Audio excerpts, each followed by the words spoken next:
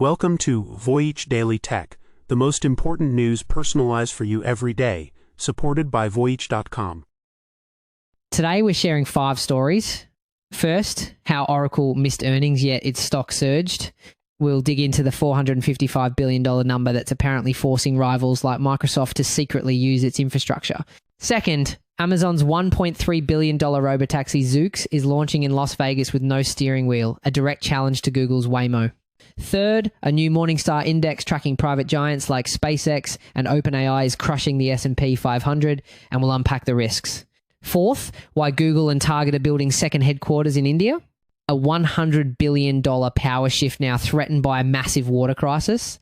And finally, 2 former Meta safety researchers told the US Senate the company is covering up child harm in VR, including pedophile rings found on Roblox. A company just missed its earnings targets, and its stock proceeded to have its best day since the dot-com boom. How? They dropped one number that has Wall Street analysts saying they are, quote, all kind of in shock. We recently walked through how the AI compute squeeze is bending the rules of the game. This is that story hitting a new gear. That company is Oracle. And while everyone was looking at their revenue miss, Oracle quietly revealed a plan to grow its cloud infrastructure business from $10 billion to an absolutely staggering $144 billion by 2030. The stock surged 28% after hours, sending its market cap soaring past $870 billion. Its contracted future revenue, a key metric, exploded by 359% to a jaw-dropping $455 billion. So what does that number actually mean? In finance, it's called remaining performance obligations, or RPO. It's the total value of all contracts they've signed for future services. An explosion like this means companies are locking in massive long-term deals, giving Wall Street incredible confidence in future earnings, regardless of one missed quarter. This is all part of a seismic shift in the cloud wars.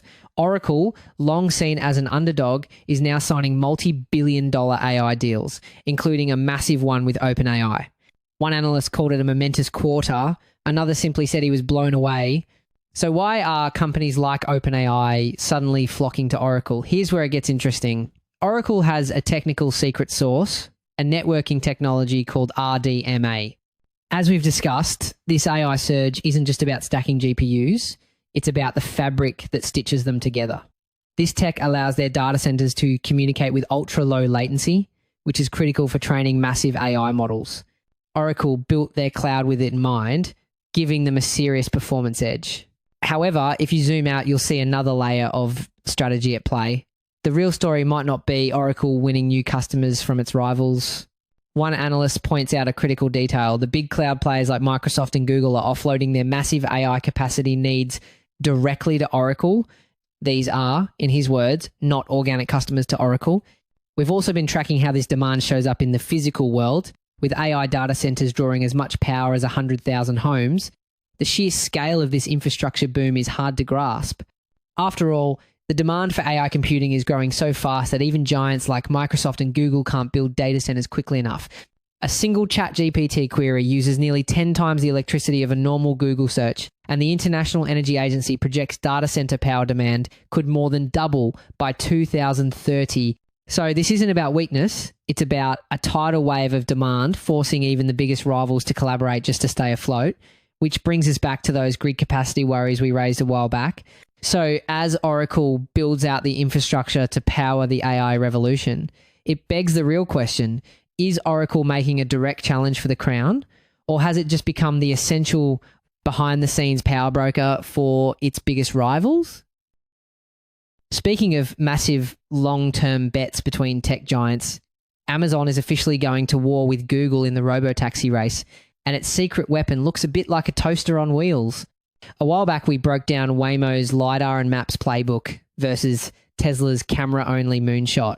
Now, Amazon's subsidiary Zoox is stepping into the ring. 5 years after a $1.3 billion acquisition, Zoox is launching in Las Vegas. The city's become a key battleground for this tech, with its tourism-driven economy, simpler street layout, and more accommodating regulations, making it an ideal testing ground. And to kick things off, rides are free from select pickup points. But this is not just another self-driving car. There is no steering wheel, no pedals. The front and rear are identical, with wheels that let it move forward or backward without turning. The thinking behind this design is to change the entire psychology of transportation. It's a living room on wheels. This, however, creates a huge challenge. While federal regulators have updated rules to allow for cars without manual controls, it raises new questions about what happens in an emergency where a human might need to intervene. It's a complete reimagining of what a car island, as one former executive put it, if you have a fully autonomous vehicle, then why do you need a steering wheel? It's a direct challenge to the industry. The company's co-founder says you can, quote, shoehorn a Robotaxi into something that used to be a car. It's just not an ideal solution. That's a clear shot at Google's Waymo, which has already surpassed 10 million paid rides with its retrofitted cars.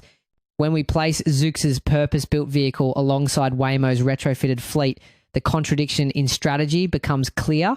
Waymo's approach is faster and cheaper to start, but Zoox is making a much bigger, more expensive gamble on vertical integration. The idea is that a purpose-built vehicle will ultimately be safer, more efficient, and offer a better experience. It's a classic tortoise versus the hare scenario, but the road ahead is treacherous. The industry is haunted by high-profile failures, and even Zoox recently issued software recalls after minor collisions.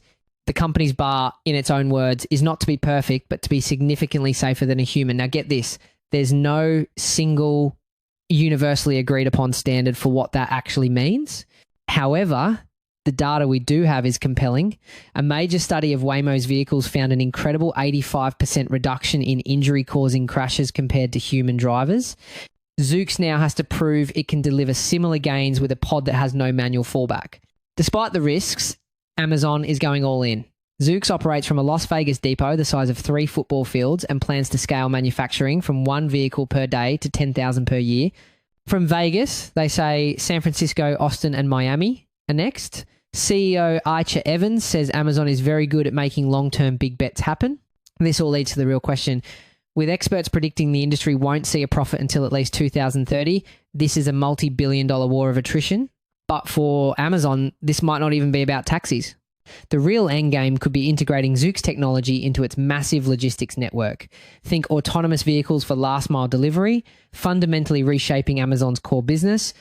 It's part of a larger push you can see in their 750,000 warehouse robots and their fleet of Rivian electric vans. Who will be left standing? From a war of attrition between giants to a new way of measuring them. A brand new market index just posted a 1-year return of about 28.2%, crushing the S&P 500's 20%. But the most unexpected part isn't just the number, it's how it did it. We previously analysed claims that the old map of public equals safe, private equals risky is breaking. Well, this new benchmark literally redraws that map. Believe it or not, this isn't just about beating the market. It's about a fundamental shift in what we even consider the market to be. For the first time, Morningstar and PitchBook have launched a benchmark combining public stocks with the biggest names in the private market. It's called the Morningstar PitchBook US Modern Market 100 Index, and it's a 90-10 split of public firms and 10 of the most valuable venture-backed companies. The real turning point here is that valuing a private company on a daily basis is one of the hardest problems in finance. Unlike a public stock, there's no ticker price. It's historically been a mix of guesswork and old appraisals. This new index tries to solve that with algorithms and real-time data, but it's a huge challenge, and even regulators have warned that getting these valuations wrong could pose risks to the wider financial system. The thinking behind it is simple. Titans like OpenAI and Stripe are staying private for longer, and as one executive put it, to ignore them, I think you're missing out on some of the fastest, most dynamic companies out there. A huge chunk of innovation is happening outside of public markets. We've talked about how listed US companies fell from roughly 8,000 in the 90s to around 4,000 today. This index is a direct response. And the scale of what's being missed is staggering. OpenAI, a private company, is reportedly valued at $500 billion. That makes it bigger than public giants like ExxonMobil, and yet most investors have little to no exposure. This new index changes that, tracking private behemoths like SpaceX and Stripe, right alongside public leaders like Microsoft and Nvidia. But this decision brings both incredible upside and comes with inherent risks. The index is heavily tilted towards big tech, so if that sector falters, this benchmark could be vulnerable. We recently noted that just 10 stocks make up about 40% of the S&P 500. Layering in private mega caps on top of that means concentration risk cuts both ways. And here's a crucial detail. An index like this can create a powerful feedback loop. Just getting included can drive up a company's valuation as funds are forced to buy in, potentially creating a bubble. This is where the situation takes a more complex turn, because as products like this become more common, there's a real debate about the risk to everyday investors. We're talking about 401k money potentially flowing into high-risk, opaque private companies. The Department of Labor has already raised red flags, highlighting concerns about high fees and the fact that your money could be locked up for 7 to 10 years. This new index is built on the innovation economy, much like the Dow Jones was originally built on railroads. But by creating a legitimate home for these giant private companies, this index might actually reduce their incentive to ever go public. We could be witnessing a future where the traditional IPO becomes a relic of the past, fundamentally changing how wealth is created and who gets access to it. That new index tracks the innovation economy. And speaking of which, a huge part of that economy's strategic engine is quietly shifting to one country, India. What if the headquarters of major American and European companies started moving there? An industry expert says that future is not entirely outlandish. Right now, simple back offices in India are transforming into strategic hubs for global giants like Google, Goldman Sachs, and even Victoria's Secret. The number of multinationals with these so-called digital twins in India has exploded from 700 to over 1,000, 700 in just over a decade. This explosive growth is powered by smart business models. One of the most popular is Build, Operate, Transfer, or BOT. A company hires a local partner to set up the operation, run it for a few years, and then transfer full control. According to the Everest Group, a full 40% of new setups in India now use this model. It's a way to get started fast with minimal risk. These centres now employ 2 million people and pull in a staggering $65 billion in annual revenue. But that's not the whole picture. The market is projected to skyrocket to $100 billion by 2030. This isn't about cheap call centres anymore. One executive calls it intellectual arbitrage. That's not just about finding cheaper engineers. It's about moving a company's R&D, design, and strategy to a place with a massive, highly skilled talent pool. This, however, also raises huge questions about protecting a company's crown jewels. As these centres handle more core R&D, companies have to navigate a completely different legal and cybersecurity landscape, including new data laws and US. Government concerns over India's enforcement of intellectual property rights, the design of a Tesco superstore in the UK that now happens thousands of miles away in Bengaluru. For the US supermarket chain Target, its India centre is now described as almost a second headquarters, driving business and turning a cost centre into a profit centre. The phrase second headquarters is a massive signal of a profound shift in corporate power. It means strategic decisions are being made outside of traditional Western HQs. We're seeing Indian executives rise to global leadership positions, challenging the old Western-centric way of doing things. But this explosive growth is also creating a massive power shift. And as one expert puts it, they are redefining the narrative of who is in control. That's triggering a backlash. US lawmakers have already proposed a bill to slap taxes on companies outsourcing jobs. This is part of a growing trend called techno-nationalism, where Western nations worry about losing control over critical technologies like AI, which are vital for both economic and military strength. And while global trade wars are a threat, there's a shocking problem on the ground. A recent report found that many of these booming multi-billion-dollar offices in Bengaluru are operating without piped water, forced to buy tankers just to keep the taps running. This isn't just an inconvenience, it's becoming a critical business continuity risk. The city's rapid growth has completely outpaced its infrastructure, so much so that some tech companies are telling employees to work from home. It highlights a fundamental question. At what point does failing local infrastructure make a multi-billion-dollar operation unsustainable? This all begs the question, what's the real end game here? As these centres gain more power, one insider warns that this shift in control can be a threatening story to some in the current environment. While some companies are grappling with physical infrastructure problems, others are facing a crisis of a very different kind, and a moral one. Two of Meta's own former safety researchers just testified before a US Senate committee with an explosive claim. They allege the company is actively covering up potential harm to children on its virtual reality platforms.